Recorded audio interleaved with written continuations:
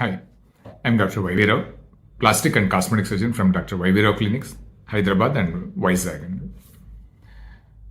ఈరోజు ఒక కేసు గురించి చెప్తాను బిఫోర్ డూయింగ్. ఈరోజు చేయబోతున్నాను అనమాట.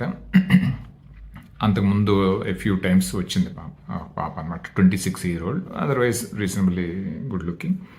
అండ్ బట్ అన్ఫార్చునేట్లీ అంటే వాళ్ళకి నోసు కొంచెం మిగతా ఫేస్ మీద చూస్తే ఫేస్ ఏమో చిన్నదిగా కనపడతా, నోస్ ఏమో చాలా పెద్దదిగా తెలిసిపోతుంది అనమాట, ఆర్డ్గా కూడా. సో కానీ ఆ పాప ఎందుకోసం వచ్చిందంటే మెయిన్గా నోస్ అంతా నాకు అక్కర్లేదండి, నాకు టిప్ ఒకటే చేయమని చెప్పి వచ్చింది first. So what as a good or an ethical plastic surgeon what I should advise.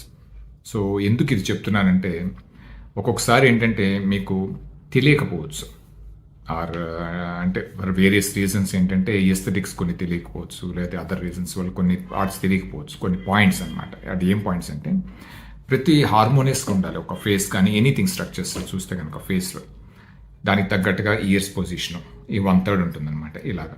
So each one is place at certain height and at certain proportions అనమాట.